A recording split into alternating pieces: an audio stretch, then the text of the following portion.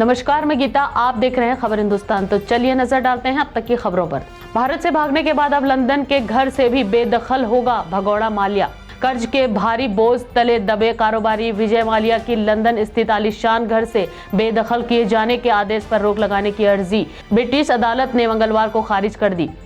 माल्या को इस संपत्ति से बेदखल किया जा सकता है। माल्या को इस स्विस बैंक को 2.04 करोड़ पाउंड का कर्ज लौटाना है।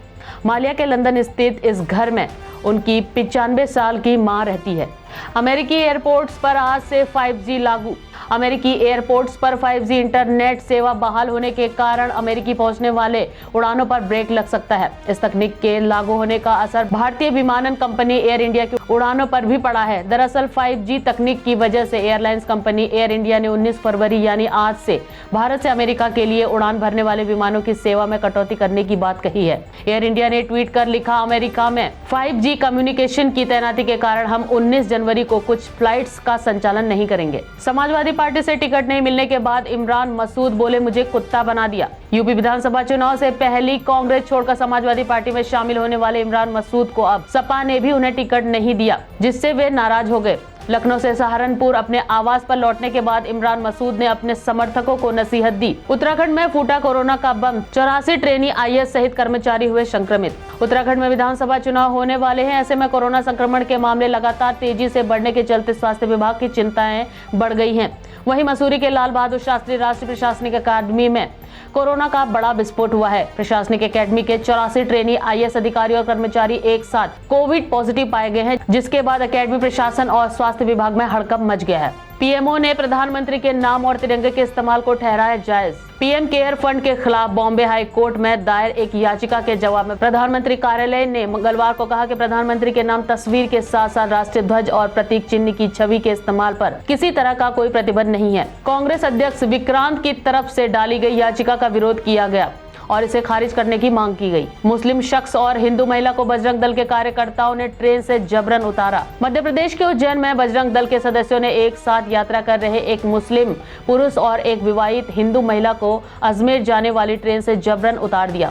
इंडियन एक्सप्रेस की एक रिपोर्ट के मुताबिक 14 जनवरी के इस मामले में लव जिहाद का आरोप लगाते हुए बजरंग दल के सदस्यों ने ट्रेन से उतारते हुए आशिफ शेख की पिटाई भी की। पंजाब में सीएम चन्नी के रिश्तेदार के घर ईडी की रेड। पंजाब में ईडी ने राज्य में लगभग 10 जगहों पर छापेमारी की। बता दें कि छापेमारी मुख्यमंत्री चरणजीत सिंह चन्नी के रिश्तेदारों के घर पर हुई है। ईडी ने मोहाली, लुधियाना और फतेहगढ़ साहिब में दबिश दी। पंजाब में हुई ईडी रेड के पास सियासत में हलचल मच गई है। पंजाब के सीएम चरणजीत सिंह चन्नी ने कहा, पश्चिम बंगाल में जब चुनाव हुए थे तो ऐसे ही रेड हुई थी। आगरा में कांग्रेस को एक और बड़ा झटका, शब्बीर अब्बास ने सभी पदों से दिया इस्तीफा। उत्तर प्रदेश में जैसे जैसे विधानसभा चुनाव नजदीक आ रहे हैं, वैसे वैसे नेता पार्टी बदलने में सबसे आगे दिखाई दे रहे हैं। इसी कड़ी में आगरा में कांग्रेस के बड़े नेता में शुमार शब्बीर अब्बास ने मंगलवार को पार्टी के सभी पदों से इस्तीफा दे दिया है। वर्तमान में शब्बीर अब्बास उत्तर प्रदेश कांग्रेस कमेटी के महामंत्री के पद पर तैनात थे। रेल हादसों से चिंतित हुए रेलवे मंत्रालय, जारी किए कड़े निर्देश। रेल मंत्रालय ने घने कोहरे और खराब मौसम के कारण ट्रेनों के साथ हो रहे हादसे को लेकर सभी जोनल रेलवे को कड़े आदेश जारी किए हैं। इसमें ट्रेनों के लोको पायलट और गार्ड्स को स्पॉट निर्देशों के साथ ही सर्द मौसम संबंधी सलाहों का कड़ाई से पालन करने को कहा गया है।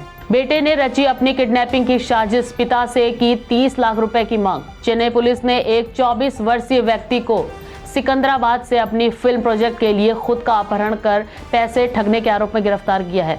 अब आरोपी के पिता ने प्रोजेक्ट के लिए पैसे देने से मना कर दिया था। जब आरोपी के पिता ने प्रोजेक्ट के लिए पैसे देने से मना किया था, तब व्यक्ति ने एक नाटक का मंचन किया और अपने मां बाप से फिल्म के लिए 30 लाख रुपए ठगने का प्लान बनाया। तो ये थी अब तक की खबरें। अगला अपडेट पाने के लिए देखते रहिए खबर हिंदुस्तान।